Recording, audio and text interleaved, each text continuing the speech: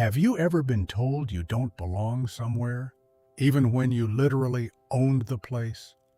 The question hung in the air like smoke, unanswered, because the man who should have asked it was too busy bleeding onto a marble floor in Portland, Oregon. His name was James Washington, and before we tell you how a 43-year-old CEO ended up face down on Italian stone with his briefcase 3 feet away and 30 strangers watching in silence, you need to understand three things that happened in the hour before. Three strikes, three moments when a different choice could have changed everything. Three chances that nobody took. But first, subscribe. Because what comes next, the private jet, the phone call, the 6 careers that ended before the engines cooled, you're not going to want to miss a single second of it. James woke at 4:30 in the morning because his body didn't know how to do anything else. 43 years of discipline had carved that rhythm into him the way water carves stone, slow and permanent and impossible to undo. The alarm on his phone never sounded. He was always awake before it had the chance. The hotel room in Portland was exactly like every other Marriott he'd stayed in over 2 decades of building Summit Aviation Holdings, from 11 people in a rented office to 18 private terminals and 4 regional airlines, and a net worth that Forbes had calculated 6 months prior at $2.4 billion, beige walls, blackout curtains that never quite blocked all the light, a desk he wouldn't use, a chair positioned at an angle that suggested someone had tried to make the space feel less corporate and failed. He sat on the edge of the bed for 30 seconds, no more, letting his mind surface from sleep into the shape of the day ahead. Then he stood, walked to the bathroom, and looked at himself in the mirror with the particular attention of a man who understood that how people saw him would determine whether they listened to what he said. Dark skin, close-cropped hair going gray at the temples, eyes that his mother had always said carried too much weight for someone his age, even when he was 9, and sitting across from her at the kitchen table after a teacher had humiliated him in front of his entire class. Features that were unremarkable in the way that mattered most to him. They didn't announce anything. They didn't demand attention. They let him move through the world as a man first, and everything else second, which was all he'd ever wanted and less than he'd ever gotten. He showered, he shaved, he dressed in the clothes he'd laid out the night before with the same care he applied to everything that mattered. A hoodie, gray, Loro Piana cashmere that had cost $900 and looked from 10 feet away like something you could buy at Target for $30. Jeans, dark, tailored, but not obviously so.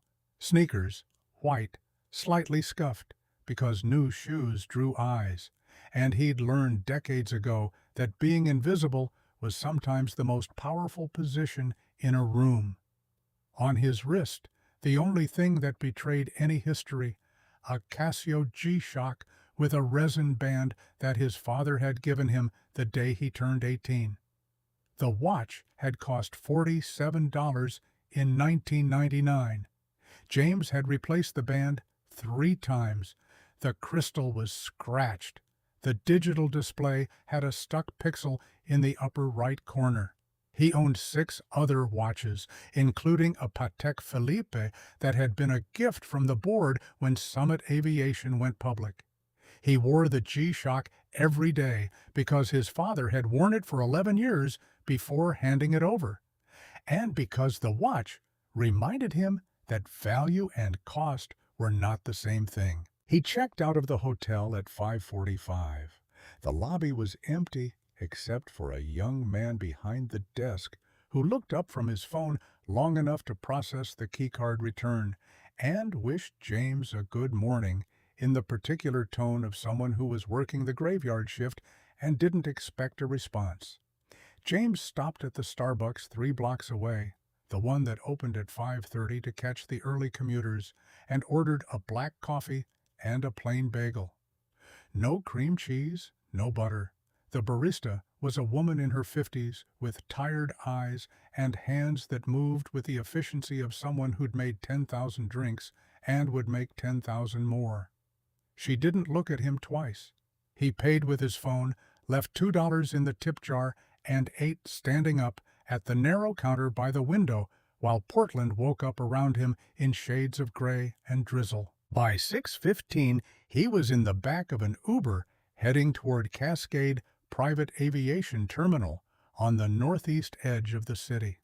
The driver was a man in his 30s who asked once if James was comfortable with the temperature, and then, blessedly, said nothing else for the entire 23-minute drive. James watched the city scroll past through rain-streaked glass and thought about the meeting in Seattle that was the only thing standing between Summit Aviation and the largest merger in the company's history. $240 million, 18 months of negotiation, 5 CEOs sitting around a table at 10 o'clock this morning, and if James wasn't in that room when the conversation started, the deal would collapse. Not because he was irreplaceable, nobody was, but because his absence would signal uncertainty, and uncertainty in a $250 million merger was blood in the water. He'd scheduled the private jet for this exact reason. November Tango 744, a Gulfstream G55. Oh, that Summit Aviation lease to executives who needed to move faster than commercial airlines allowed was already on approach from San Francisco. Wheels down at 7:40, engines spooled and pre-flight complete by 8. Wheels up by 8:15, in Seattle by 9:30, in the conference room with 30 minutes to spare. The math worked. It always worked when you built in enough margin for the things you couldn't control. What James hadn't built in margin for was the things that shouldn't have needed margin at all. The Uber pulled up to the main entrance of Cascade Private Aviation Terminal at 6:38. James thanked the driver, stepped out into the cold drizzle of a Portland March morning, and walked through glass doors into a space that was designed to communicate a very specific message. You have arrived somewhere that matters. Marble floors, recessed lighting, a reception desk of dark wood that curved in a way that suggested both welcome and exclusivity. Leather chairs arranged in clusters near floor-to-ceiling windows that overlooked the private ramp where jets sat like expensive toys. 2 staff members in matching dark blazers moving with the quiet efficiency of people who understood that their job was to be present without being intrusive. James had used this terminal 3 times before, twice the previous year, once in January. He knew the woman behind the reception desk. Her name was Diana, and she smiled when she saw him the way people smile when they recognize someone without quite remembering from where. "Good morning, Mr. Washington. Good morning." He started toward the lounge area where he planned to sit, answer a few emails, and wait for the call that his aircraft was ready. He made it about 30 feet. "Excuse me." The voice came from his left, sharp and clipped, the kind of voice that was used to being obeyed. James slowed, but didn't stop because the voice hadn't said his name, and he'd learned long ago that "excuse me" in a certain tone was usually meant for someone else. "Hey, excuse me, sir." He stopped. He turned. The man walking toward him was somewhere in his mid-50s, with a thick build going soft around the middle, and a face that was red from either exertion or permanent irritation. He wore a dark blazer with a small silver pin on the lapel that marked him as a shift supervisor. His name tag said Gary Coleman. He walked with the particular authority of someone who had power over a small space and intended to use it. James waited, patient, still. Gary stopped about 4 feet away and looked James up and down with a look that James had been receiving since he was 22 years old, and first started climbing into rooms where people who looked like him were expected to be carrying trays, not sitting at tables. The look that measured you by something other than what you were wearing or what you carried. The look that started with your skin and worked backward from there. This is a private terminal, I know, for authorized passengers only. I'm aware. Gary's jaw tightened. He hadn't expected calm. He'd expected fumbling or aggression, something he could escalate or dismiss. What he got instead was a man who looked back at him with absolute stillness and gave him nothing to work with. "Can I see your boarding pass?" James reached into his pocket and produced his phone. 3 taps, and the boarding pass filled the screen. First class, seat 1A, November, Tango 744, departure, 8:15, arrival, Seattle 9:32. He held the phone out. Gary took it, looked at it, handed it back. "And your membership credentials?" James had been asked this question before, not always in terminals, sometimes in boardrooms, sometimes in restaurants where the host looked at his reservation and then at him and then back at the reservation as if the name couldn't possibly belong to the face. He pulled out his wallet and produced a black card, matte finish, his name embossed in silver, along with his membership number and tier, platinum, 4 years. He held it out. Gary took it, turned it over, looked at it for longer than was necessary. "Wait here." Gary walked to a small terminal station embedded in the wall near the corridor entrance. He typed something, waited, typed something else. A young woman appeared beside him, early 20s, dark hair pulled back in a ponytail, wearing the same blazer as Gary, but carrying herself with the quiet competence of someone who was good at her job and very aware that something uncomfortable was happening. Her name tag said Jennifer Moore. She glanced at James, then at the screen. She said something to Gary in a low voice that James couldn't hear. Gary said something back. Jennifer said something else, more urgently, and pointed at the screen. Gary's face went a shade darker. He walked back to James with the black card still in his hand. "Your membership shows as inactive. That's not possible. The system says inactive. Then the system has an error." Gary squared his shoulders, and this was the moment. The precise moment where the entire morning could have gone differently. Where Gary could have said, "Let me get my manager," or "Let me make a phone call," or "Let me verify this," because something is clearly wrong. Those were all reasonable options, professional options, options that any competent employee in his position would have defaulted to.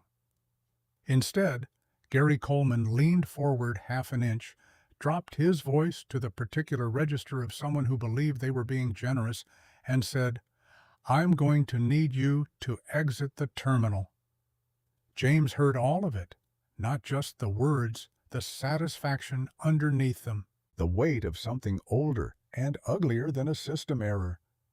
"I am a member of this terminal." His voice was even. His voice was a wall. "I've been a member for 4 years. My aircraft is on approach as we speak. I have every right to be here." "Sir?" Gary's voice hardened. "I am asking you to leave, and I'm telling you I have membership. Your membership is inactive. Then you have a system error. They were at an impasse that both of them understood wasn't really about a membership card." Behind James, the lounge had gone quiet. He could feel the eyes on his back. Conversations that had been flowing softly had stopped. There was a particular quality to the silence of people pretending not to watch something they absolutely were watching. Gary straightened to his full height. He was maybe an inch taller than James. He made the most of it. "This terminal," his voice louder now, louder than was necessary, louder than was professional, louder in the specific way that people speak when they want an audience, "is for authorized passengers only. If you cannot provide valid credentials, I am within my rights to ask you to leave." James looked at him for a long moment. He thought about his father. He thought about the G-Shock on his wrist with the stuck pixel and the replaced band. He thought about 100 rooms and 100 moments and 100 versions of this same conversation with 100 different men in 100 different blazers, all of them absolutely certain that they knew exactly who James Washington was the moment they looked at him. He took the black card from Gary's outstretched hand. Slowly, he put it back in his wallet. He picked up his briefcase. He turned around. He walked toward the exit. Behind him, he heard Gary say something to Jennifer Moore. He didn't hear the words. He didn't need to. He walked through the glass doors and into the gray Portland morning, and stood on the curb and felt the cold air on his face and the drizzle that was more mist than rain. And then he pulled out his phone. Kenneth Taylor picked up on the first ring. Kenneth had worked for James for 7 years. Kenneth knew what a phone call at 6:43 in the morning meant, and Kenneth knew better than to ask questions before James had finished explaining. "I need you to call Cascade Aviation, not the terminal desk. Operations. I need the director's name and direct number in the next 4 minutes." Kenneth didn't ask why. Kenneth said, "On it," and the line went dead. James stood on the curb and let himself have 30 seconds. 30 seconds of pure, burning, white-hot anger that sat in his chest like a coal and filled his throat and made his hands shake in a way that no one watching would have seen, because he'd spent 43 years learning how to hold things that were trying to burn their way out. He earned those 30 seconds. He'd been earning them his whole life. He let the anger sit. He breathed through it. He put it somewhere he could find it later when he needed it, and when he needed it, it would be fuel instead of fire. And then it was gone. Not erased, not forgotten, stored. Kenneth called back in 3 minutes and 14 seconds. Sandra Vaughn, operations director. He rattled off a number. James memorized it in the 2 seconds it took Kenneth to say it, then hung up and dialed. She answered on the second ring, and James heard immediately in her voice the particular alertness of someone who was already aware that something had gone wrong somewhere in her building and was waiting for the other shoe to drop. "Mr. Washington, Ms. Vaughn, I was just informed of an incident at the terminal.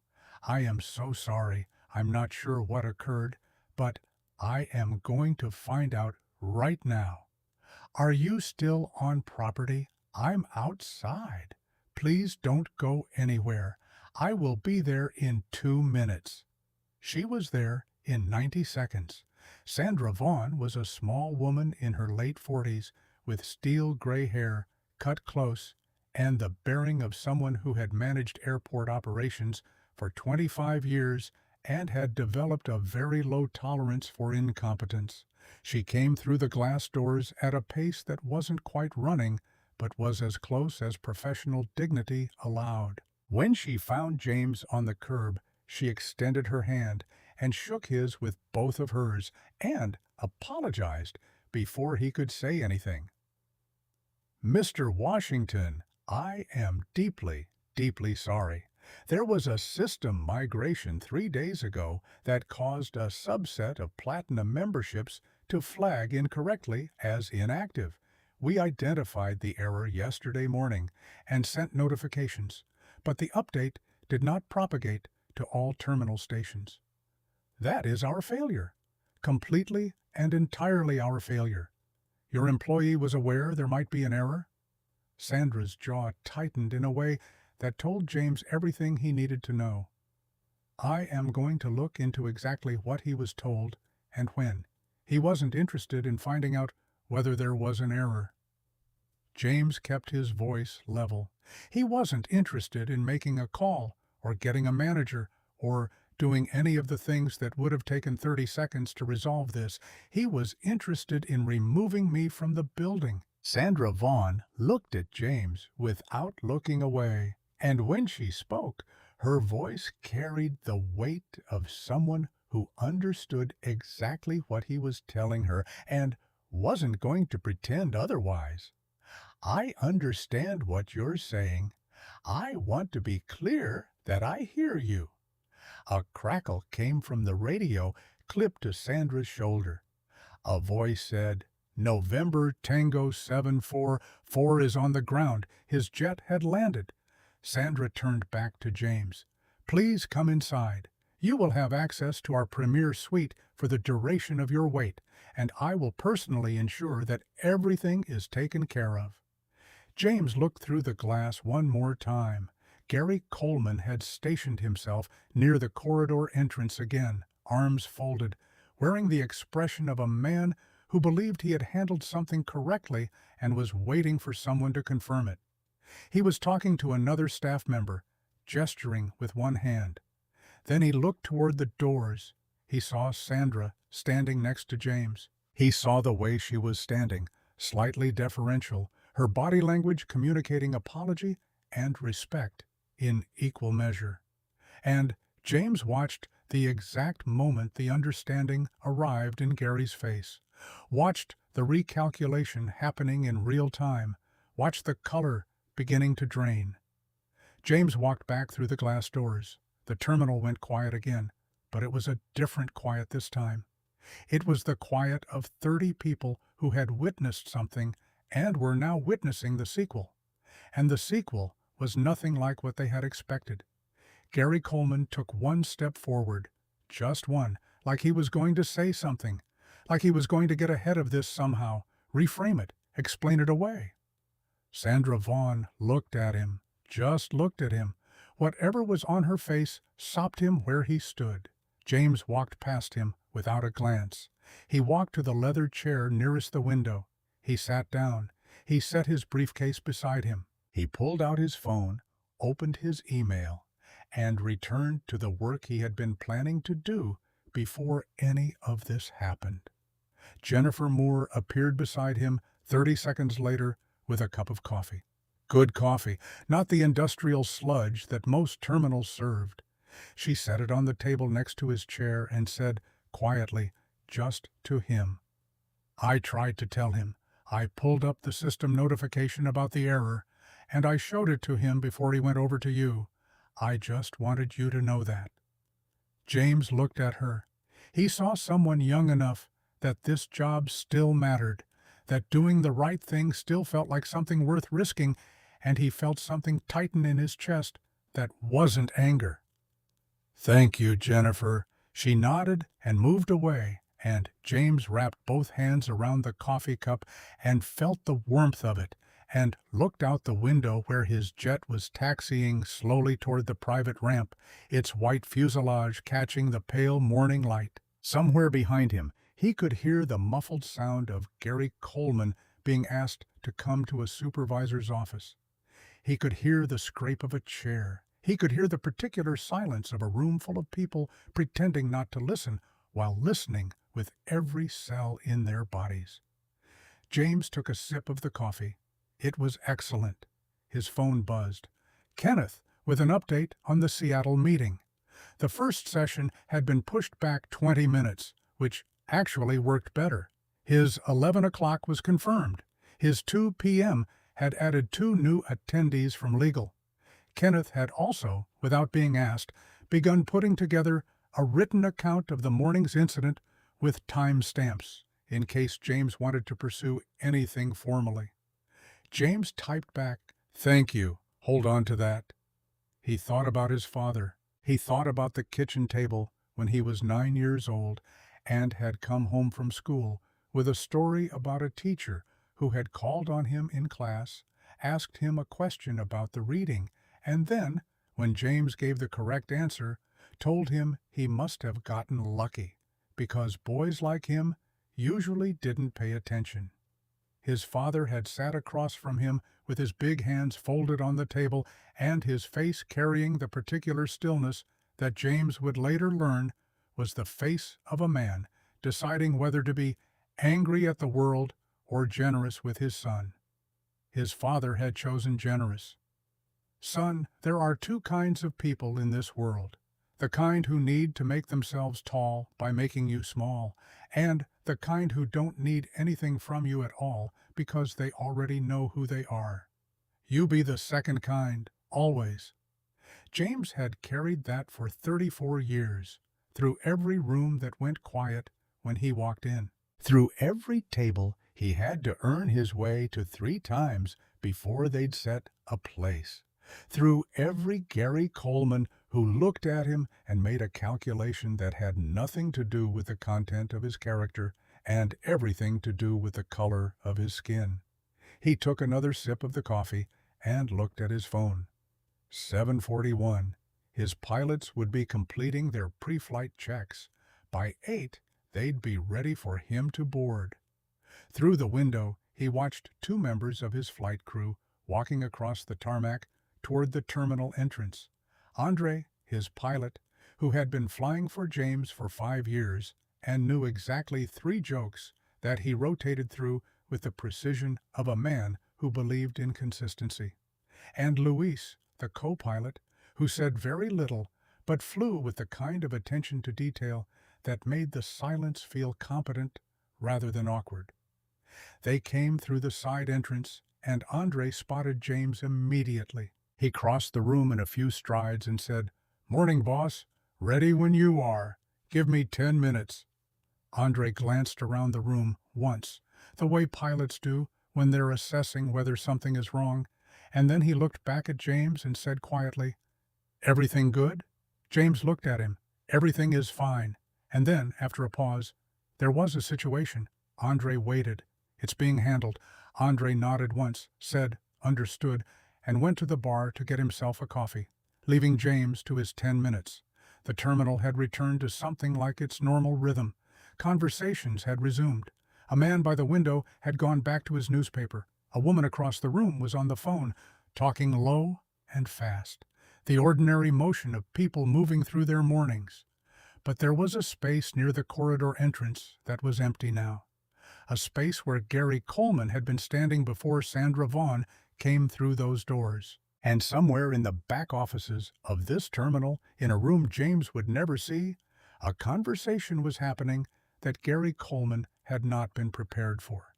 James thought about that for a moment, not with satisfaction exactly, with something more complicated than satisfaction, with the awareness that this was not a victory, this was not justice, this was a man sitting in a leather chair in a private aviation terminal because he had the resources and the reputation to make a phone call that most people who went through what he had just gone through could not make. That Jennifer Moore, who had tried to stop it before it started, would clock out tonight without anyone knowing what she had done except James and Gary and Sandra. And tomorrow she'd come back and do her job and hope that the next time she tried to do the right thing, someone would listen. That the system error which had flagged his membership as inactive would have been used to remove 100 people before James Washington, if James Washington had not been the person it happened to. He thought about all of that. He let himself think about it clearly and without flinching.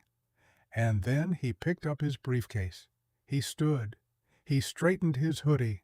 He nodded to Jennifer Moore behind the counter, and she nodded back with something in her eyes that looked like relief or gratitude or both. He walked to the side door where Andre and Luis were waiting, and the 3 of them walked out onto the tarmac together toward the white aircraft with the morning light on it. James Washington boarded his jet. He took his seat. He pulled out the papers for his first meeting in Seattle, the $240 million merger that would either happen or not happen, depending on whether 5 CEOs could agree on terms that protected everyone's interests while serving no one's ego. The engines came to life beneath him, and the jet that no one in that terminal had expected began to move. The engines were still humming beneath him when James Washington made the first call, not to his lawyer, not to his board, not to the 6 journalists who had his personal number and would have run the story in 20 minutes flat. He called his mother. She picked up on the 3rd ring the way she always did, like she had been awake for hours already, which she had been because Dorothy Washington had not slept past 5:30 in 40 years and did not intend to start now. Baby, just that one word, and somehow she already knew. I am on the jet. You sound like your father when he's holding something down. James was quiet for a moment. The air at 32,000 feet had a particular quality to it, thin and pressurized and somehow cleaner than the air on the ground, and he breathed it in and let it fill his lungs before he spoke. Someone put their hands on me today, Mama, Mama. The silence on the other end of the line was not the silence of shock. It was the silence of a woman who had been waiting for some version of this phone call since the day her son was born into a world that had already decided what it thought of him before he could speak. Tell me. So he told her, all of it. Gary Coleman and the system error that wasn't really an error because Jennifer Moore had shown him the notification and he'd ignored it. The walk to the exit with 30 pairs of eyes on his back, the briefcase on the marble floor, the 30 seconds on the curb when he'd let himself feel the full weight of what it meant to be pushed out of a space he had every right to occupy. Sandra Vaughn, and the apology that was real but couldn't undo what had already happened. The coffee and the window and the jet landing, while somewhere in the back offices, a man was learning that the person he'd just humiliated owned a piece of the infrastructure that employed him. His mother listened without interrupting. That was one of her gifts. She listened the way deep water is still. When he finished, she said, "Did you keep your dignity?" "Yes, ma'am." "Did you raise your voice?" "No, ma'am." "Did you let him see you flinch?" "No." "Then he got nothing from you. You hear me? He put his hands on you, and he got nothing. That's yours. That stays yours." James closed his eyes for a second. He was 43 years old, and his mother could still reach through a phone and put something solid back in his chest. "What are you going to do?" "I don't know yet. I'm thinking." "Think carefully. Not because he doesn't deserve what's coming. He does. Think carefully, because whatever you do, it needs to mean something past this one man. You understand me?" "Yes, ma'am. You've got a platform, James. You've always had a platform. The question is always what you build on it." He said goodbye and held the phone in his lap for a moment after the call ended, and listened to the sound of the engines and the sound of altitude and the particular silence of being 32,000 feet above a world that had no idea what had just happened at a small private aviation terminal in Portland, Oregon. Then he opened his laptop. He did not post anything. He did not write anything public. What he opened was a document he kept in a private folder, a folder he had started when he was 31 years old and had just become the youngest CEO in the history of his company. He had titled the folder simply Record. Inside it were dates, names, locations, incidents, 12 years of them. Not every slight, not every sideways look or muttered comment he wasn't supposed to hear, the ones that mattered, the ones with witnesses, the ones that had a paper trail or could have one. He added today's entry with the precision of a man who had done this before. Date, time, location. Name, Gary Coleman, Cascade. Private Aviation Terminal, Portland, Oregon. Physical contact, shoulder shoved backward. Verbal, get out. People like you don't belong here. Witness, Jennifer Moore, terminal staff. Witness, Sandra Vaughn, operations director. Witness, minimum 20 passengers in lounge area. Supporting documentation, Kenneth Taylor's time-stamped written account. Terminal security footage, which Sandra Vaughn had already said she would preserve. He closed the folder. He opened his meeting notes for Seattle. But his mind wouldn't stay there. Not yet. Because the thing about moments like this morning was that they didn't end when you walked away. They followed you onto the jet. They sat across from you at 32,000 feet. They asked you questions you hadn't finished answering yet. And the biggest question, the one that had been sitting in James's chest since he picked his briefcase up off that marble floor, was the one his mother had named without naming it directly. What does this mean past this one man? He was still holding that question when his phone buzzed. Kenneth again. James read the message twice. Then he read it a third time. Kenneth had pulled the public records on Gary Coleman, not because James had asked him to, but because Kenneth had been James's assistant for 7 years and knew that when James said, "Hold on to that," he meant be ready for anything.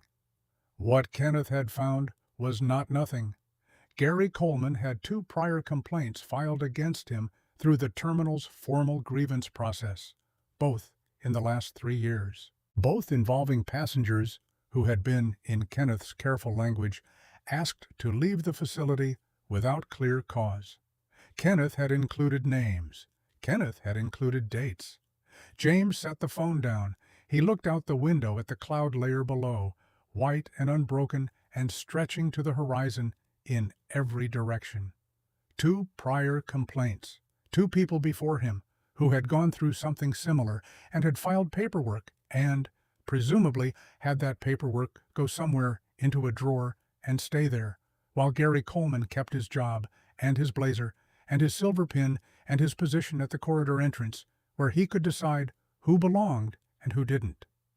James picked the phone back up and typed, "Get me the names of those 2 passengers, if they're available, and find out who oversees HR and compliance for Cascade Aviation Corporate, not the terminal, the parent company." Kenneth responded in under 2 minutes with a name. The head of compliance for the parent company, Pacific Sky Aviation Group, was a man named Jonathan Reed. Kenneth had included a direct email. James thought about Sandra Vaughn. He thought about what she had said. "I understand what you're saying. I want to be clear that I hear you." He thought about whether she had known about the prior complaints. He thought about whether knowing about them and leaving Gary Coleman in that position constituted something beyond a single bad employee making a single bad decision on a single gray morning. He thought about the word systemic. He turned it over the way you turn over a stone to see what lies under it. And then, because his first meeting was in 40 minutes, and he was a man who had learned to hold more than one thing at a time, he went back to his meeting notes and stayed there. The Seattle meetings went the way Seattle meetings go when you are James Washington, and you have spent 20 years being the most prepared person in every room you enter. He moved through them with the part of his mind that ran on rails, the part that had been trained and sharpened and tested until it functioned even when the rest of him was carrying something heavy. His partners at the table saw nothing. They saw what they always saw, a man in a $900 hoodie who listened twice as long as he spoke and asked questions that made people realize they hadn't thought all the way to the bottom of their own ideas. He was in his second meeting, a smaller one, just 4 people around a table, when his phone buzzed twice in a row. He ignored it the first time. The second buzz came 30 seconds later. He flipped it over. Both messages from Kenneth. The first said, "One of the 2 prior complainants has been located. She wants to talk." The second said, "The story is already out. Someone in that terminal posted about it this morning." James kept his face neutral. He set the phone face down again. He said something about the third quarter projections that made the woman across the table write something down. He held the meeting for its remaining 12 minutes and was present for every one of them. When it ended, he stepped into the hallway and called Kenneth. "How bad? It's moving fast. Someone posted a video. It's not great quality, but you can hear him. You can hear him say it." James closed his eyes for 1 second. "What's the view count? When I checked 4 minutes ago, it was at 60,000. It's going to be a lot more than that by the time we're done talking. 60,000 in 4 hours. From a video shot on someone's phone in a small private aviation terminal in Portland. James knew what 60,000 views in 4 hours meant. He'd been in the communications world long enough to understand the physics of viral content. It didn't slow down from here. It only moved one direction. Pull it up. I want to see it. Kenneth sent the link. James watched it in the hallway outside the conference room with his back to the wall. The video was 17 seconds long. It had been shot from the far end of the lounge, probably by someone pretending to be on their phone. The angle was low and a little shaky, but the audio was remarkably clear. You could see James's back and his briefcase on the floor. You could see Gary Coleman, his body language unmistakable, the forward lean, the pointed finger, and you could hear perfectly the words, "Get out. People like you do not belong in here." 17 seconds, and already 60,000 people had seen it. James watched it twice. He watched himself stand still. He watched himself pick up the briefcase. He watched himself walk away with his back straight and his head up, and he felt something complicated about seeing himself from the outside. He looked in that video like a man holding something so tightly together that the seams didn't show, which was, he supposed, exactly what he had been doing. He called Kenneth back. "Do we know who posted it?" "Not yet. The account is new. Posted twice before, both travel-related. Could be a frequent flyer who was in the lounge this morning." "Okay, don't reach out to them." "Not yet. What do you want to do?" James looked at the ceiling of the hallway. He thought about his mother. He thought about the folder on his laptop, titled Record. He thought about 2 prior complaints sitting in a drawer somewhere. He thought about Jennifer Moore, who had tried to stop it and would clock out tonight with nobody knowing. He thought about the woman whose name he didn't have yet, but who had filed paperwork 3 years ago and gotten nothing for it. "I want to make a statement. Not a crisis statement, not corporate language. I want to make a real one. Short. My words. No committee." "When?" "Tonight, after my last meeting." "Okay. And the prior complainants? Reach out carefully. No pressure. I want them to know that I know, and that if they want to be part of something bigger, the door is open." Kenneth said he would handle it. James trusted that he would, because Kenneth had earned that trust the hard way, the way real trust always gets earned. James put the phone in his pocket and stood in that hallway for 30 more seconds, not hesitating, processing. There was a difference, and he had learned to know which one he was doing. He had 2 more meetings. He went to them.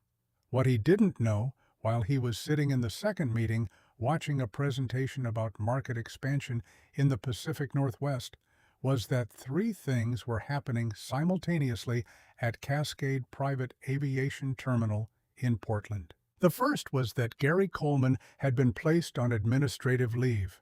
Sandra Vaughn had made that call within an hour of James leaving the terminal. She had gone to her office and pulled the security footage and watched the physical contact happen on a screen, and something had dropped in her stomach. Because what the footage showed was not what Gary Coleman had described in his account of events when she'd first pulled him in. He had told her he had placed a hand on the gentleman's shoulder to get his attention. What the footage showed was not a hand placed to get attention. What it showed was a shove, deliberate, forceful, designed to send a message. Sandra Vaughn had been running operations for 22 years. She had dealt with difficult employees and difficult passengers and difficult situations that required judgment calls she didn't enjoy making. She had never, in 22 years, had a security camera show her what she was looking at now. She placed the administrative leave call before lunch.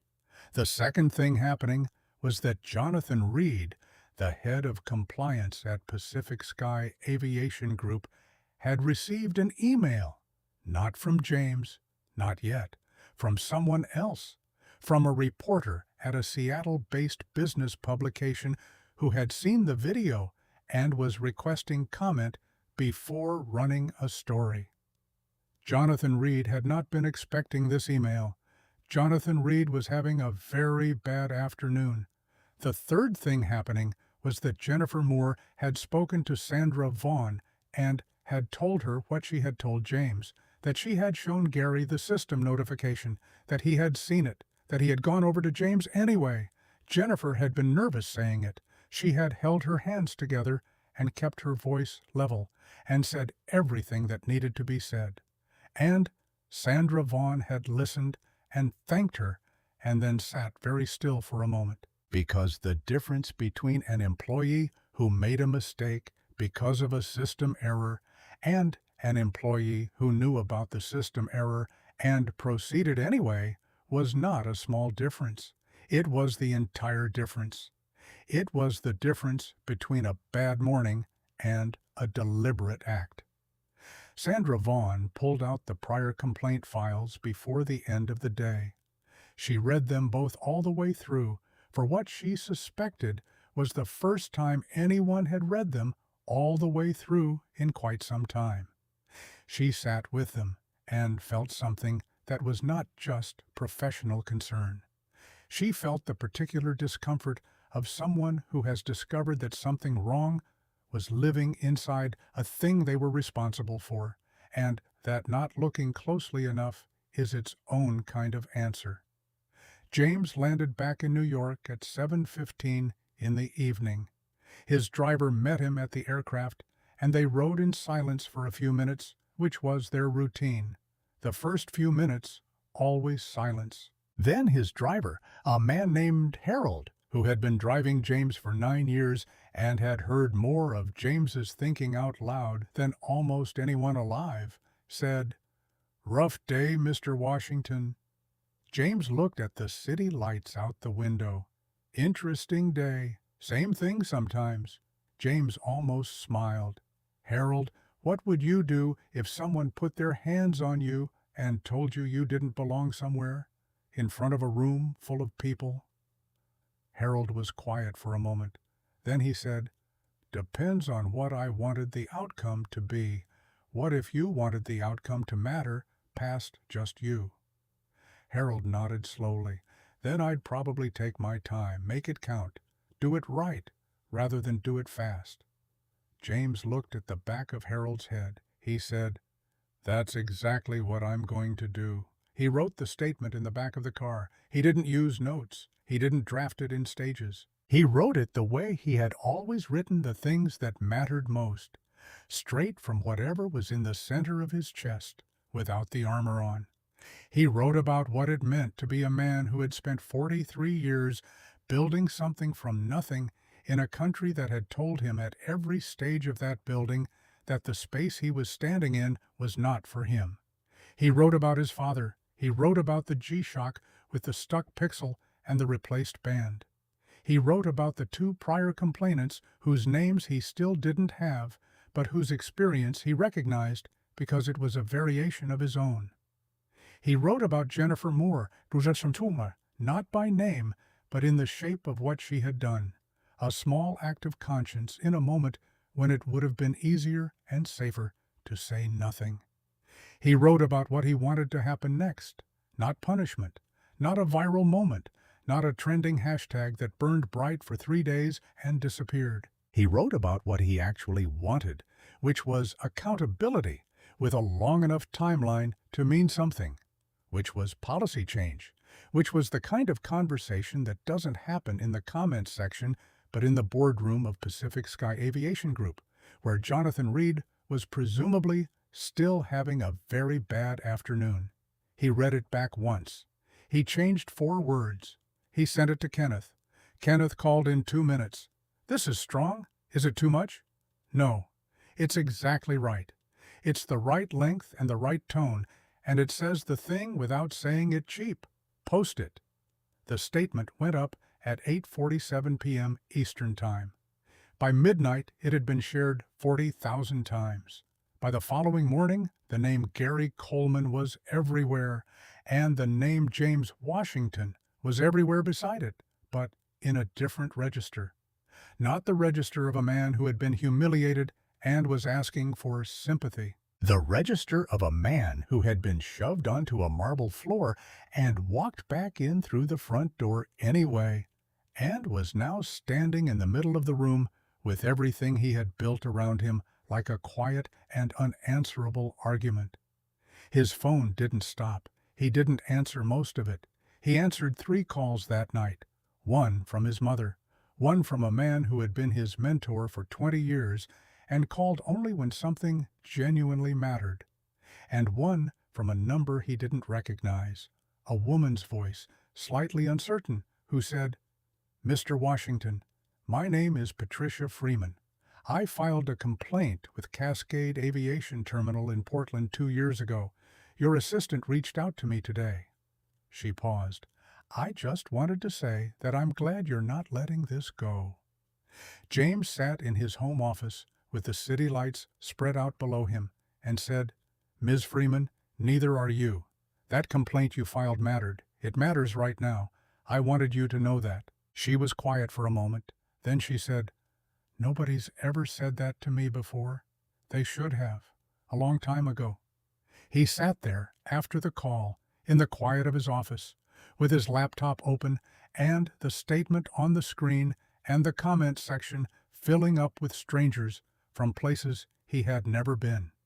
People who were telling him that they recognized this, that they had lived some version of this, that they were glad someone who had the platform to make noise was choosing to make the kind of noise that built something rather than just burned something down. He thought about what his mother had said. "You've got a platform. The question is always what you build on it." He thought about Gary Coleman, probably home by now, probably in a house somewhere in Portland, where the weight of the day was settling on him in a very different way. James didn't hate Gary Coleman. That was the honest truth. Hating Gary Coleman would have required giving Gary Coleman something James had decided a long time ago not to give to anyone who looked at him that way. Hating Gary Coleman would have made Gary Coleman the center of the story, and Gary Coleman was not the center of the story. James Washington was the center of the story, had always been, would remain so. He closed the laptop. He looked at the watch on his wrist, the worn resin band, the clean digital face with its stuck pixel. He thought about his father. He thought about something his father used to say when James came home from a hard day as a kid, before James had the vocabulary to name why the days were hard. His father would say, "They can put you out of a room, son. They cannot put you out of yourself." James had been 11 when he first heard that. He was 43 now, and 32 years later, sitting in a quiet office above a city that had no idea the kind of day it had been, with 40,000 shares on a statement, and Patricia Freeman's voice still faint in his memory, and the folder on his laptop that he had been keeping for 12 years, he understood it finally, all the way down. They had put him out of a room, and here he still was. The morning after the statement went up, James Washington did not check his phone until 7 o'clock. That was a discipline he had built over years, the same way he had built everything else, deliberately, with intention, because he had learned early that the man who wakes up and immediately hands his first conscious hour to the noise of other people's reactions is not a man who is running his day. He is a man being run by it. So he made his coffee. He sat by the window. He read 12 pages of a book he had been working through for 3 weeks. He let his mind settle into the morning before he let the morning's noise in. At 7 o'clock, he picked up the phone. The statement had 214,000 shares. He set the phone face down. He finished his coffee. Then he picked it up again and called Kenneth. Kenneth answered like a man who had not slept. "It's everywhere. Every major outlet has picked it up. The video has 3.2 million views. Your statement has been quoted in full by at least 6 national publications, and my phone has not stopped since 5 a.m. What are they asking for? Interviews. Comment. Your availability for television? 3 morning shows, 2 podcasts. The Atlantic wants a long-form piece. Kenneth paused, and Jonathan Reed's office called. James was quiet. His assistant called, technically, left a message last night at 11:42, said Mr. Reed would like to speak with Mr. Washington at his earliest convenience. 11:42. That's a man who was awake at 11:42 because he couldn't sleep. That's my Reed, too. Don't call him back yet. How long do we wait? Until I've talked to Patricia Freeman again, and the second complainant. Do we have a name yet? Yes. His name is Ryan Martinez. He's an architect based in Seattle. Filed his complaint 14 months ago. He's seen your statement. He wants to talk. Set it up for this afternoon. Both of them. Patricia first, then Ryan. Conference call or separate? Separate. Patricia specifically asked for separate. She said she's not used to being taken seriously about this kind of thing, and she doesn't want to feel like she's part of a group yet. She wants to feel like an individual first. James felt something move in his chest when Kenneth said that. Not like she's part of a group yet. She wants to feel like an individual first. That sentence contained 20 years of other people's experience compressed into 17 words. And he understood every one of them. Separate. Absolutely. Whatever she needs. He spent the first part of the morning on the things that did not stop, because the world was paying attention to him. His company had 1,200 employees and 31 active projects and a board that met in 6 days and a quarterly report that didn't care about viral videos. He moved through his morning calls with the precision that his team expected, asking the right questions, making the right decisions, approving the things that needed approval, and pushing back on the things that needed pushing back. He was present. He was sharp. He did not let the noise bleed into the work. But at 9:47, something changed. Kenneth called and said, Gary Coleman gave an interview. The floor shifted slightly under James's feet, though he was sitting down. To who? A local Portland news station. It went up 40 minutes ago.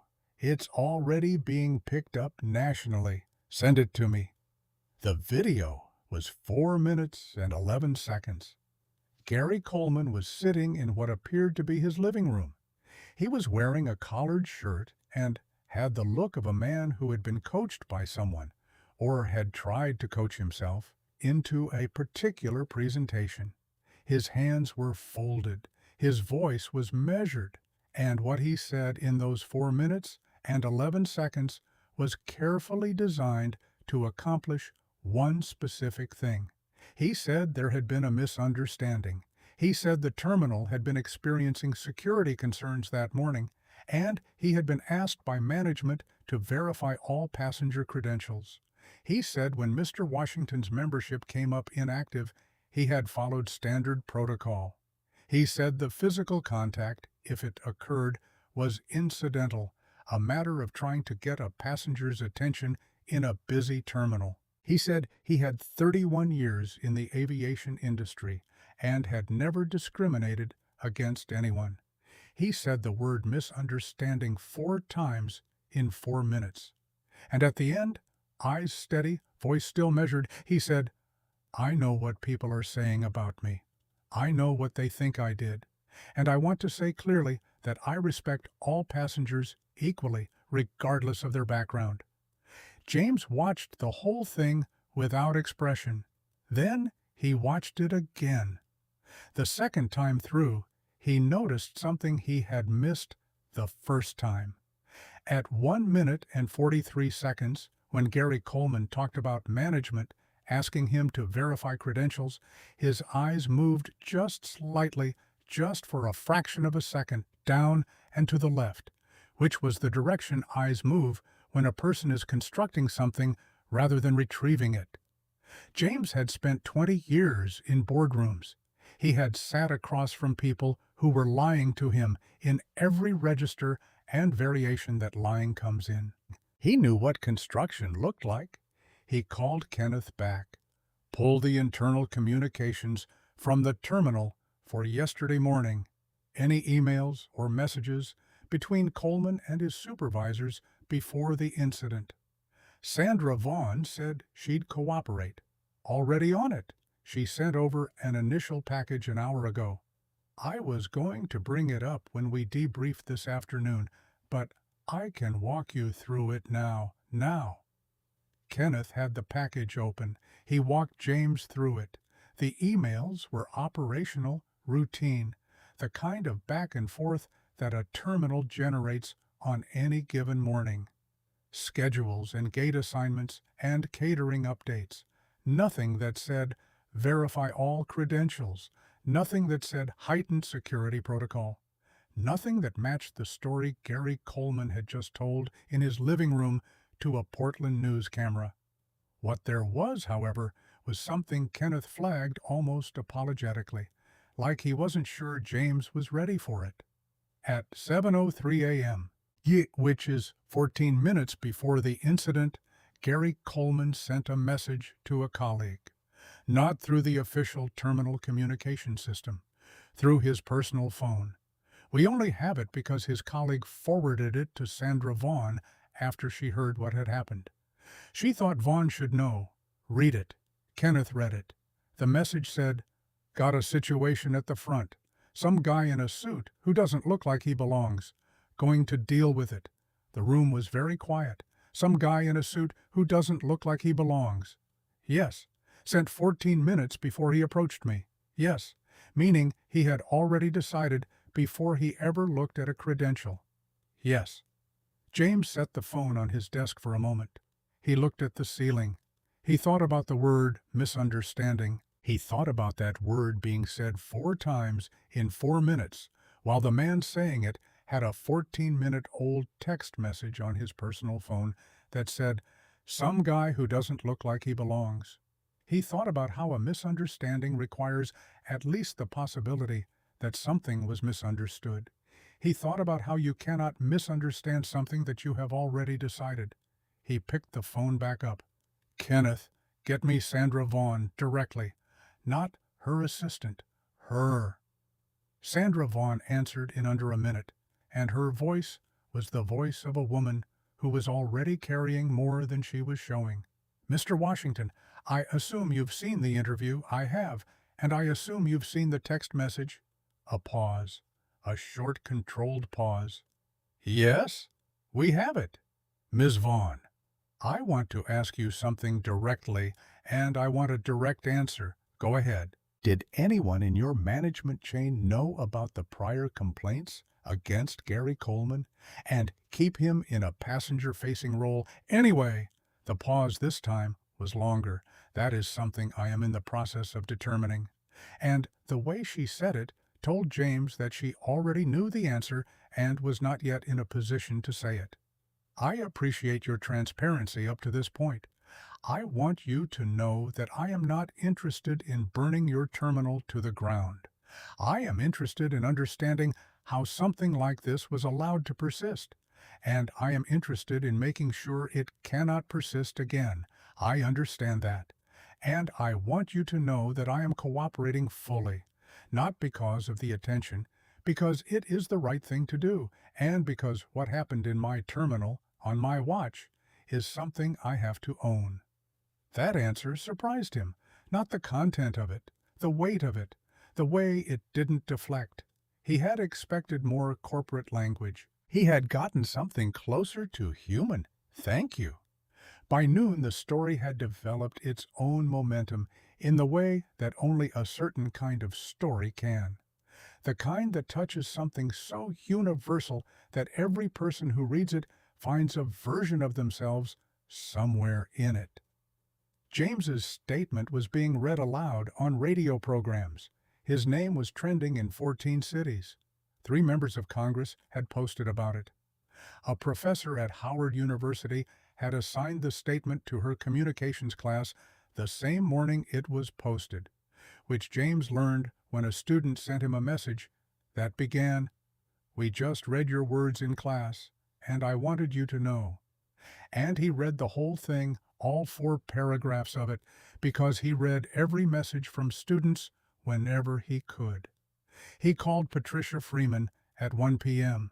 She answered cautiously, the way people answer when they have been let down enough times that caution has become their first language. She was 59 years old, retired from 20 years in healthcare administration, and had been passing through Cascade 2 years ago when Gary Coleman had stopped her and told her that the lounge was for premium members only, despite the fact that her membership was current and valid, and had spoken to her in a tone, she said, that she would not have used to speak to a stray animal. She had filed the complaint. She had received an automated acknowledgement email. She had heard nothing after that. Nothing. One follow-up call. About 3 weeks later, someone from customer relations who read from a script and told me that the matter had been reviewed internally and appropriate action had been taken. She paused. I asked what action. They said they couldn't disclose that. I asked if the employee was still working there. They said they couldn't disclose that either. And you believed he was? I believed Gary Coleman was still standing at that corridor every morning. Because what else would I believe? Ms. Freeman, what you did 2 years ago took courage. Filing that complaint when you had every reason to believe nothing would happen. That matters. It didn't feel like courage. It felt like the only thing I could do that didn't require me to pretend it hadn't happened. That sentence landed in James and stayed there. The only thing I could do that didn't require me to pretend it hadn't happened. He thought about his folder called Record. He thought about 12 years of dates and names and incidents. He thought about all the ways a person learns to carry something that other people keep asking them to set down and forget. I'd like to ask you something, and there is absolutely no obligation. Ask. Would you be willing to be part of a conversation about what accountability looks like at Pacific Sky Aviation Group? Not a lawsuit, not a press conference, a structured conversation about policy, about grievance processes that actually work, about what changes need to happen so that the complaint you filed 2 years ago becomes something more than an email in a folder. She didn't answer immediately. He could hear her breathing on the other end, thinking. Then she said, "Will it actually change something? Or will it be another call where someone reads from a script?" "I will not let it be another call where someone reads from a script. I will be in the room, in person, and I will not leave the room until we have something in writing that means something." Then, yes. Ryan Martinez was different. Younger, mid-40s, the kind of controlled energy in his voice that James recognized as someone who dealt with injustice by converting it directly into fuel. His incident 14 months ago had involved a different employee, not Gary Coleman, but the same terminal, the same dynamic, the same assumption dressed in different clothing. He had not been physically shoved. He had been redirected, detained at the entrance for 20 minutes while his credentials were verified 3 separate times, asked twice whether he was sure he had the right terminal, and finally admitted with the particular graciousness of someone doing him a favor. The thing that got me wasn't the 20 minutes. I've survived worse than 20 minutes of inconvenience. It was the way they smiled afterward, like I should have been grateful. James understood that in his bones. The smile that follows the obstacle like it was never there. The expectation of gratitude for access that should have been automatic. The particular exhaustion of having to decide in real time whether to say something or absorb it, and knowing that either choice cost you something. I filed the complaint because I'm an architect, and then Ryan laughed a little. I know that sounds like a non sequitur, but what I mean is I build things for a living. I believe in structures. I believed the structure would work if I used it correctly. I gave them everything: documentation, timestamps, the name of a witness who saw the whole thing. He paused. I got the same email Patricia got.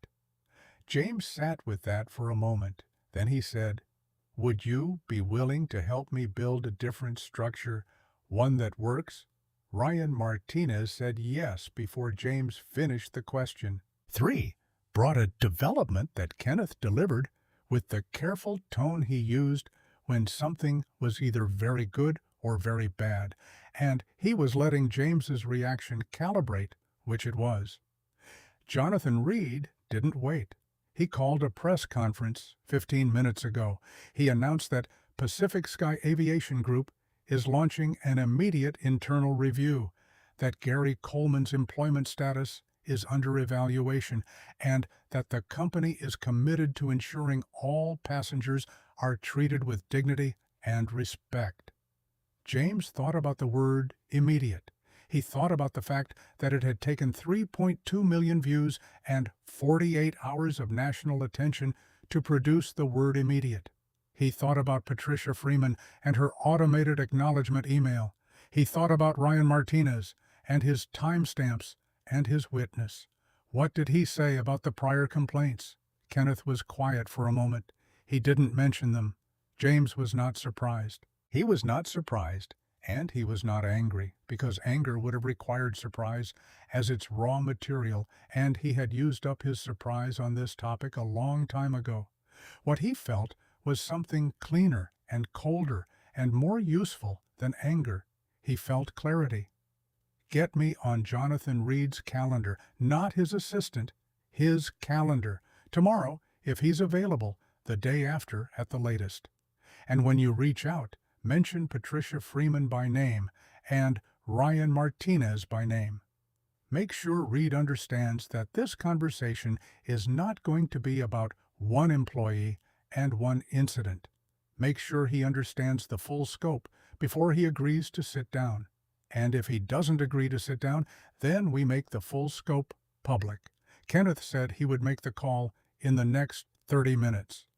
Kenneth, James said before he could hang up, this is going to take longer than a news cycle. You know that. I know that.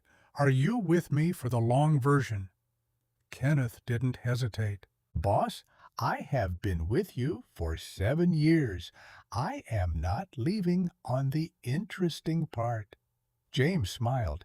He genuinely smiled, which was not something that had happened much in the last 48 hours. He put the phone down. He walked to the window. The city was doing what cities do in the middle of a weekday afternoon, moving fast and indifferent and continuous. 12 million people running their lives below him without any awareness that in an office on the 14th floor a man was trying to build something out of a shove, and a marble floor and a 17-second video, and 2 prior complaints that had been sitting in a drawer where nobody was supposed to find them. He thought about what his mother had said. You've got a platform. The question is always what you build on it. He had spent 43 years building things. He had built a company from 11 people in a rented office to 1,200 people in 4 cities. He had built a reputation, a record, a name that stood for something specific and earned. He had built carefully and without shortcuts the kind of life that people looked at from the outside and described with words like successful and powerful. Words that captured the surface of it, but missed the interior, missed the cost of it, missed the years of being the only person in the room who looked like him, and deciding every single day not to let that be a ceiling. He had built all of that, and for all of it, he could not build his way out of a marble floor in Portland, Oregon. Could not build himself into a man that Gary Coleman looked at and decided, before speaking a word, belonged. That was the thing no amount of building solved. That was the thing that lived underneath every other thing and did not move no matter what you stacked on top of it. And the question of what to do with that thing, how to address it at the root and not just at the branch, was the question James Washington had been carrying since he was 9 years old and sitting across from his father at the kitchen table. He was still carrying it. He would probably carry it for the rest of his life, but he was no longer carrying it quietly. His phone buzzed. Kenneth, already. Jonathan Reed agreed to meet tomorrow in New York. Reed is flying in from Seattle tonight. James read the message twice.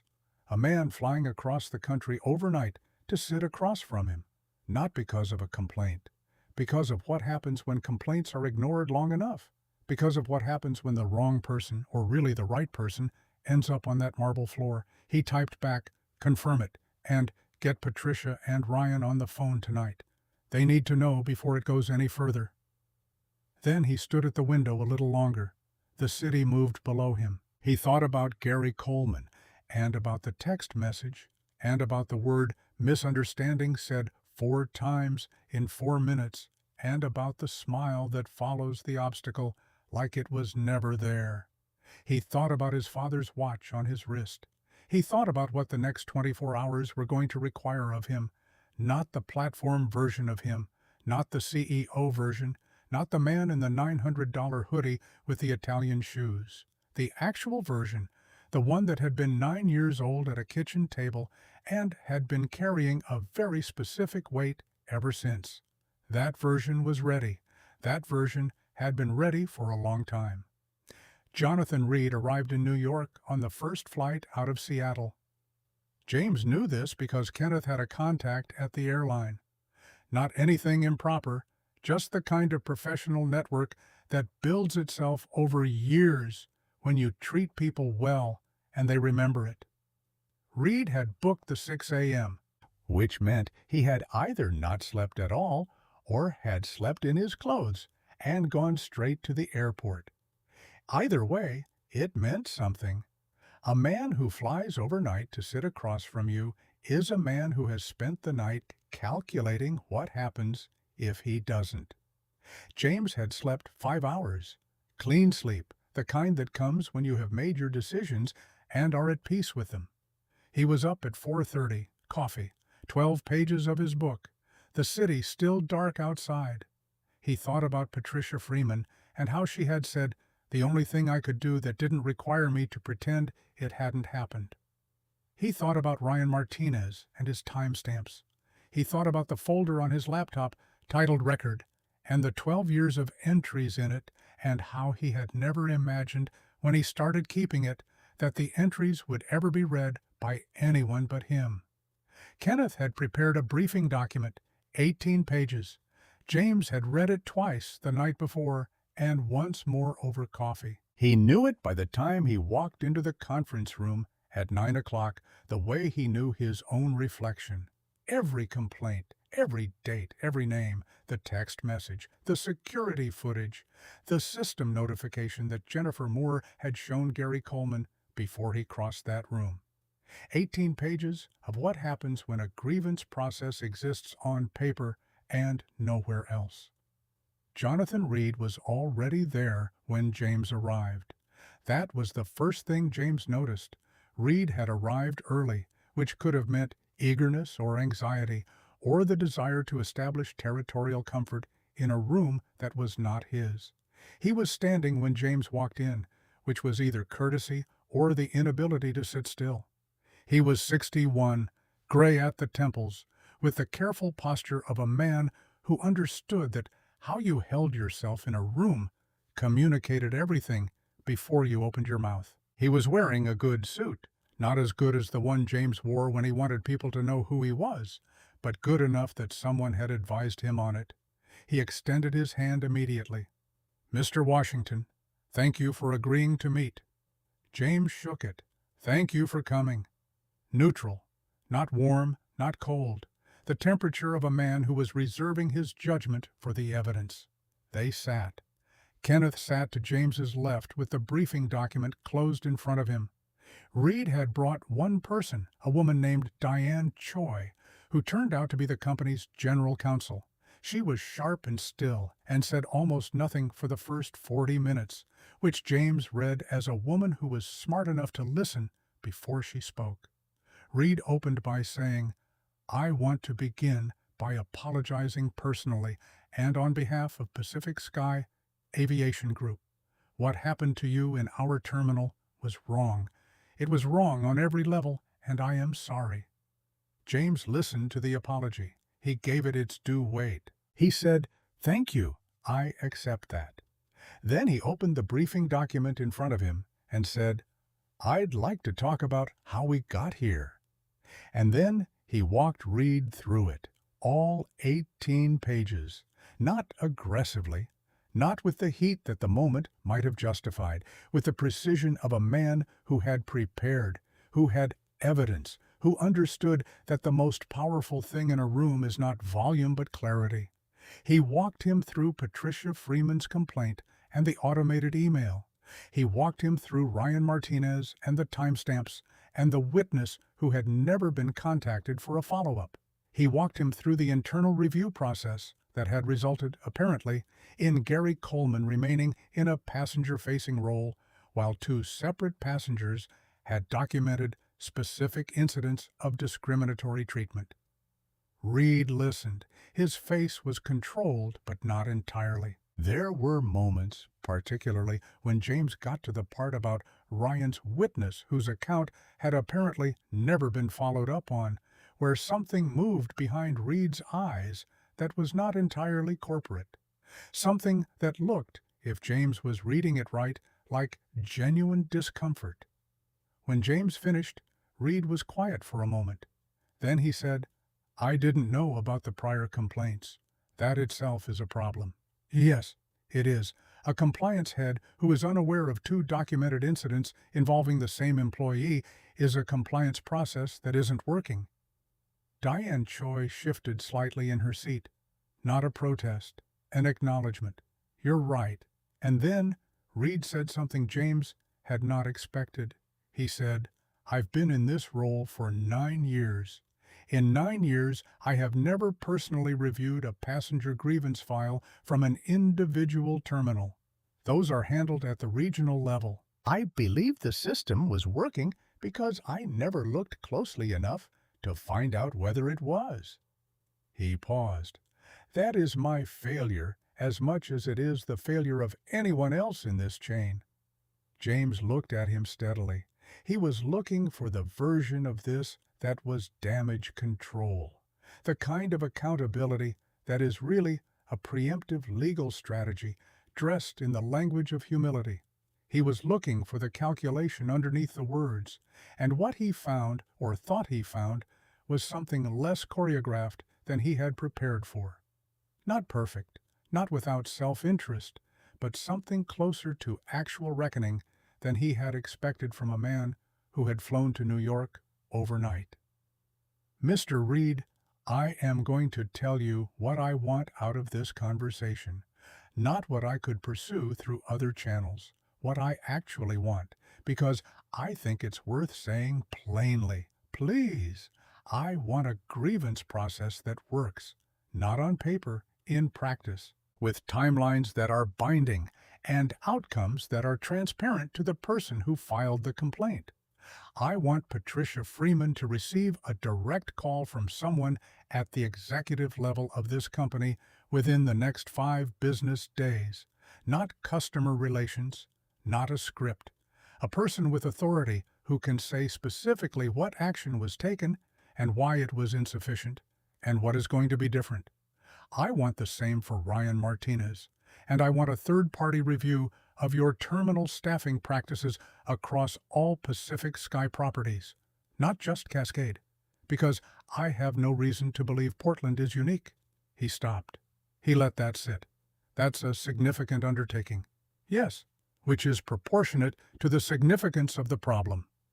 Diane Choi spoke for the first time. "Mr. Washington, I want to clarify something for legal purposes.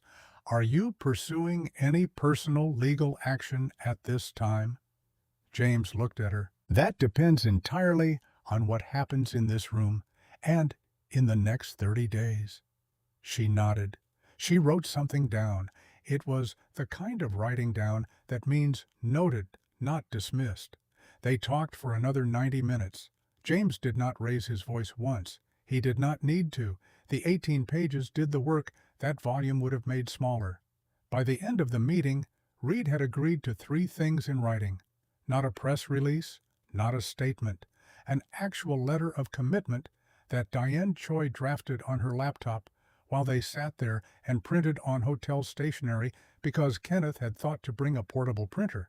And Diane Choi had laughed for the first time when he produced it. Third-party audit of grievance processes across all 18 Pacific Sky terminals within 60 days. Direct executive outreach to Patricia Freeman and Ryan Martinez within 5 business days. And a formal acknowledgement in writing that Gary Coleman's behavior on the morning of the incident was inconsistent with company values, and that his prior complaints had not been handled with appropriate diligence. James read the letter 3 times before he signed his name as a witness to Reed's signature. He read it the way he read every contract, looking for the gaps, the places where language could later be interpreted to mean less than it said. When he was satisfied, he signed.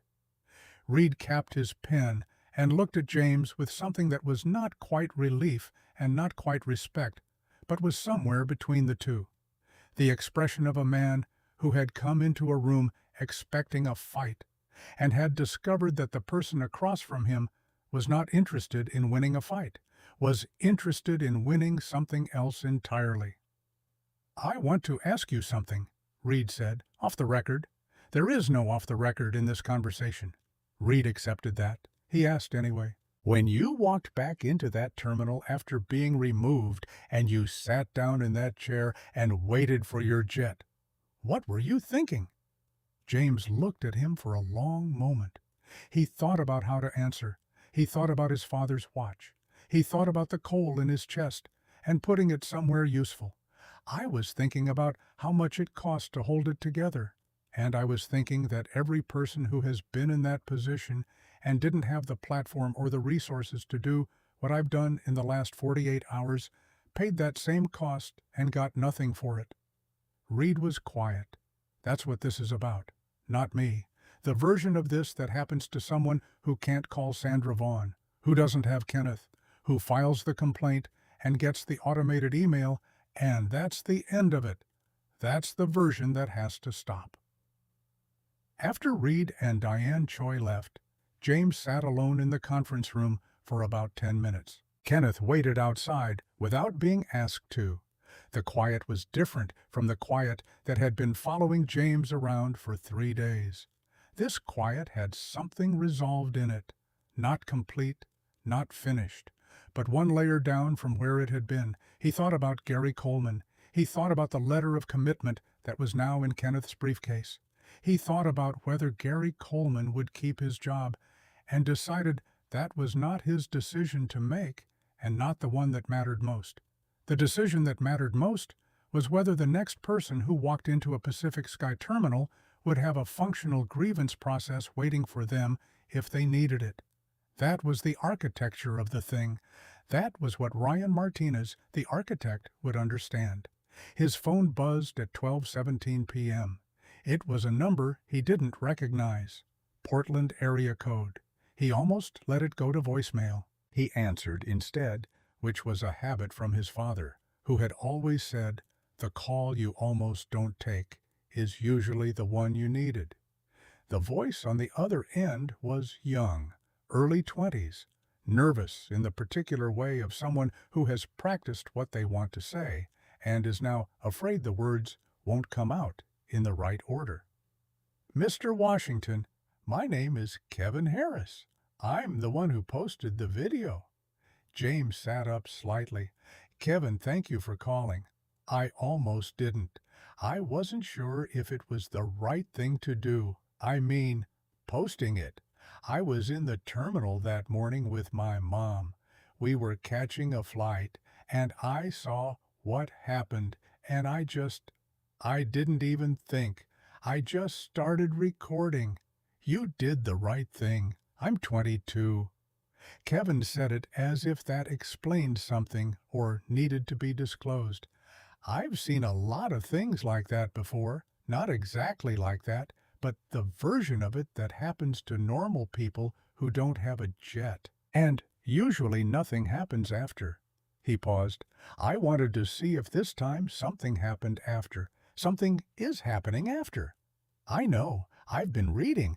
I wanted to say that my dad was a maintenance worker at an airport for 27 years. Not this airport, but one like it. And things happened to him. Things that nobody filmed and nobody did anything about. And he retired, and he's fine. But he carried a lot of things that he never got to put down anywhere. His voice had gone slightly unsteady. Not breaking, just carrying weight. I just wanted to say that I posted the video for him too, even though he doesn't know I did. The conference room was very still. Kevin, tell your father. A pause. What? Tell him. That's a conversation you should have. Tell him what you did and why.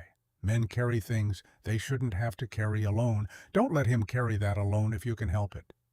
The pause this time was the kind that has texture to it. The kind where something is being absorbed. Okay. Very quietly. Okay, I will. After the call, Kenneth came back into the room. He looked at James's face and didn't ask what the call had been about. He set a bottle of water on the table and sat down and waited. Kenneth, how many messages have come in since the statement went up, across all channels? Estimated 14,000. I want to read 100 of them, not the press ones, not the media requests, the ones from regular people. Kenneth looked at him steadily. That's going to take a while, I know. Set me up with 100. Screen for safety, not for tone. I want the real ones, not the ones that are easy to read. Kenneth nodded and pulled out his laptop. What James read over the next 2 hours was not comfortable and was not designed to be. He read a woman in Atlanta who had been removed from a business-class lounge 3 years ago while her white colleague stood and watched and said nothing because he was afraid of making it worse, and she had never told him that his silence had cost her something she had never gotten back. He read a man in Minneapolis who was a pediatric surgeon and had been followed through a luxury hotel lobby by security twice in 1 year and had started wearing his hospital ID badge everywhere he went, even to dinner, because it was the only way to make strangers comfortable enough to leave him alone. And the humiliation of needing to do that had never once stopped feeling like humiliation, just because he'd gotten used to it. He read a teenager in Houston who wrote 2 sentences. My dad cried when he read your statement. He never cries. He read every word of each one. At 3:45, Kenneth said quietly, You don't have to read all 100 today. I know. He kept reading. At 4:30, James put the laptop down and looked at Kenneth. We're going to create a foundation. Kenneth looked at him. A formal one, properly funded, focused on 3 things. Grievance advocacy for people who've experienced discrimination in public accommodations and don't have the resources to navigate it alone. Policy reform work with transportation and hospitality companies. Not punitive, collaborative, the way today went when Reed was willing to be honest. And mentorship for young professionals of color who are entering spaces that were not built for them and who are going to spend a lot of energy learning how to hold things together in rooms that are watching them for a reason. He paused. Kevin Harris is 22 years old and posted that video for his father. There are 1,000 Kevins. There are 10,000 people who are the father. Kenneth had his notebook out. He was writing fast. When James stopped, Kenneth looked up and said, What do you want to call it? James thought about it. He thought about his father at the kitchen table with his big hands folded. He thought about the word his father had used. Not success, not power, not wealth. The word his father said like it was made of something physical that could be passed hand to hand. We'll call it belong, just that one word. Kenneth wrote it down. He looked at it on the page. That's right. I want the infrastructure started within 30 days. Use whatever you need. Pull in legal. Pull in Diane from communications. Bring in someone who knows nonprofit structure. I want it real, not a press release. Real. 30 days, Kenneth confirmed. James stood. He walked to the window. The city was moving below him the way it always moved, fast and indifferent and enormous. 12 million lives that did not know and did not need to know what had been decided in a conference room on the 14th floor. But some of those lives, maybe not 12 million of them, but some, were going to be different because of what had been decided here today.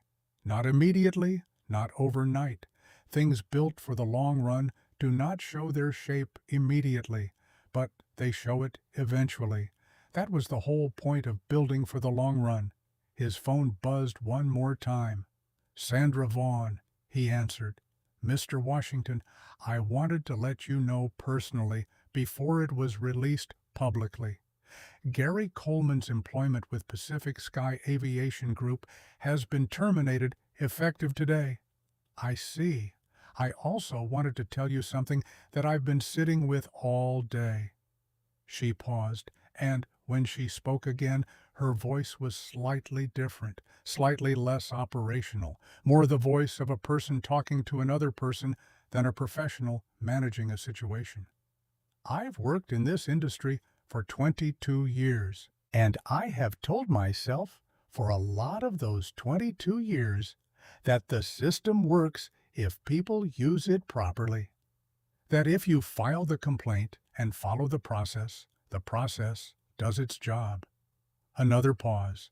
Patricia Freeman used the process correctly. Ryan Martinez used it correctly. The process did not do its job, and I was part of that system. I was running a piece of it, and I don't think I looked at it honestly enough. Her voice held steady. I just wanted to say that out loud to you, because you deserve to hear it from someone who was in the building. James stood at the window and held the phone and felt the full weight of what she had just said. Not the legal weight, the human weight, the weight of a person choosing honesty when it implicated themselves. That was not nothing. In James's experience, that was in fact quite rare. Ms. Vaughn, that took integrity. Thank you. It's not enough, but it's what I have. It's a start. That's all anything is. After the call, he stood at the window for a long time. The afternoon was tilting toward evening, the light changing over the city the way it does when the day has given everything it had and is beginning to let go. He thought about the marble floor. He thought about his briefcase sliding 3 feet. He thought about 30 pairs of eyes on his back and the particular silence of a room watching a man decide who he was in a moment that required him to be everything he had built, all at once, without preparation, without armor, without anything except 43 years of knowing exactly who he was and refusing in the presence of someone who needed him not to know it, to forget. He thought about Kevin Harris's father, who had carried things for 27 years that he had never gotten to put down. He thought about the foundation. One word, belong. He thought about his own father's voice at the kitchen table. They can put you out of a room, son. They cannot put you out of yourself. He turned away from the window. He picked up his briefcase. He straightened his jacket.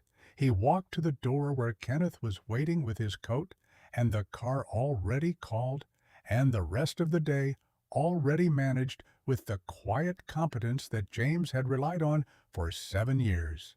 Ready? Let's go. And they walked out into the corridor together, and then into the elevator, and then into the lobby of the building, and then into the city, which received them the way cities receive everyone, without ceremony, without judgment, with the simple and indifferent and somehow liberating fact of its own enormous motion, in which every person, every single one, belonged exactly as much as they decided they did. 30 days passed the way consequential months do, fast on the surface, slow underneath, every day carrying more weight than its number suggested. James had not expected the foundation to consume him the way it did. He had built a company from 11 people. He knew what it meant to build something from nothing, knew the particular exhaustion of turning intention into infrastructure, of converting a word on a page into a thing that functioned in the world. But the Belong Foundation was different from anything he had built before. And the difference lived in the fact that this time the thing he was building was not abstract. It had faces. It had names. It had Patricia Freeman, who had filed a complaint 2 years ago and gotten an automated email. It had Ryan Martinez, who had given them timestamps and a witness and received the same silence. It had Kevin Harris's father, who had carried 27 years of airport hallways that nobody filmed. It had the woman in Atlanta who had never told her colleague what his silence had cost her. It had the pediatric surgeon in Minneapolis who wore his hospital badge to dinner because it was the only way strangers would leave him alone. Those were not abstractions. Those were the architecture of the thing, and James approached them the way Ryan Martinez would have approached a building, structurally, from the foundation up, because anything built on insufficient ground eventually shows it. The first board meeting of the Belong Foundation was held 28 days after the conference room. Kenneth had moved with the efficiency of a man who understood that 30 days meant 30 days, not 32. The meeting was held in a room that was smaller than James's usual boardrooms, deliberately so because he wanted the first board to feel like a conversation and not a presentation. He had chosen 7 people, a civil rights attorney who had spent 15 years in public accommodation law and knew every gap in the existing framework, a former HR executive from a Fortune 100 company who had spent the last 3 years writing about why corporate grievance systems fail the people they're supposed to protect, an academic whose research on discrimination in luxury and premium spaces had been published 6 times and cited never by the industries she studied, Patricia Freeman, Ryan Martinez, Sandra Vaughn, which had surprised nearly everyone, including Sandra herself when James called and asked, and Kenneth, because Kenneth had earned a seat at every table James had ever built, and this one was not going to be the exception. Sandra Vaughn had been quiet on the phone when James asked her, not the quiet of someone calculating whether to accept, the quiet of someone who genuinely had not seen it coming and needed a moment to locate themselves in the surprise. Why me? Because you looked at something that implicated you and told the truth about it. Because you were in the building and chose to own your part of what the building did. I don't need the foundation to be made entirely of people who were victimized. I need it to be made of people who understand the full machinery of what we're trying to change. You understand the inside of that machinery in a way that most of the other board members don't. She had said yes. She had said it the way people say yes when the ask found something in them they had been looking for a reason to act on. The board meeting ran 4 hours. James had not planned for 4 hours. He had planned for 2. But Patricia Freeman brought documentation that nobody had seen yet.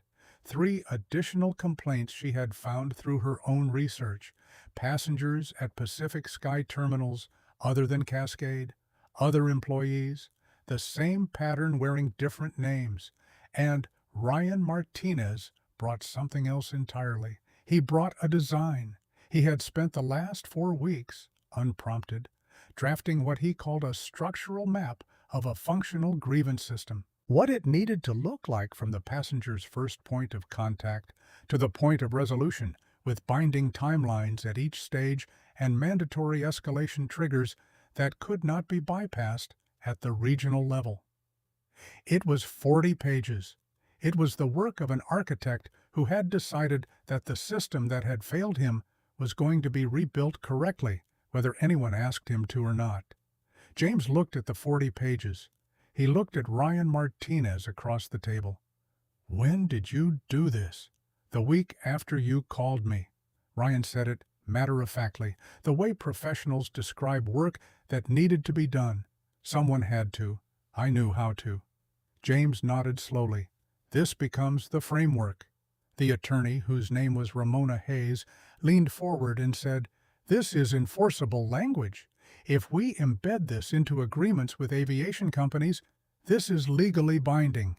She looked at Ryan. "Did you know that when you wrote it?" "I hoped it would be." "It is." That was the moment. Not the press conference, not the viral video, not the signed letter in Kenneth's briefcase, but this moment in a small room with 7 people and 40 pages written by an architect who had been held at a terminal entrance for 20 minutes and made to feel like a trespasser in a space he had every right to occupy. That was the moment James understood that what had started on a marble floor in Portland was going to outlast every news cycle that had ever touched it. The announcement of the Belong Foundation went out at 9 a.m. on a Tuesday, 31 days after the incident. Not a press release, a letter. James's words in James's voice, addressed not to the media, but to the 14,000 people who had sent messages after the original statement. He thanked them by name for what they had shared, not individually, but in the way that honoring the collective honors the individual, by telling the truth about what their messages had contained. He told them what the foundation was, what it would do, what it needed from the people who wanted to be part of it. He told them about Patricia and Ryan and Ramona and Sandra. He told them about the 40-page framework. He told them that the foundation was not a response to one morning in Portland. It was a response to every morning that looked like Portland, in every airport and hotel lobby and restaurant and boardroom, where someone had been made to feel by someone with a name tag or a blazer or simply the confidence of long assumption that they were somewhere they didn't belong. The letter was published in full by 4 national outlets before noon. By 2 p.m., the Belong Foundation website, which Kenneth had built with a team working around the clock for the last 10 days, had received 60,000 visitors. By 4 p.m., 3 companies in the aviation and hospitality sector had reached out expressing interest in piloting the grievance framework. 2 of them were Pacific Sky Aviation Group's direct competitors, which was information James filed away with the particular calm of a man who understood leverage without needing to use it cheaply. But the call that mattered most that day came at 6:47 p.m. from a number James didn't recognize. Texas area code. He answered. "Mr. Washington, my name is Timothy Harris. My son Kevin is the one who posted the video." James sat up straight in his chair.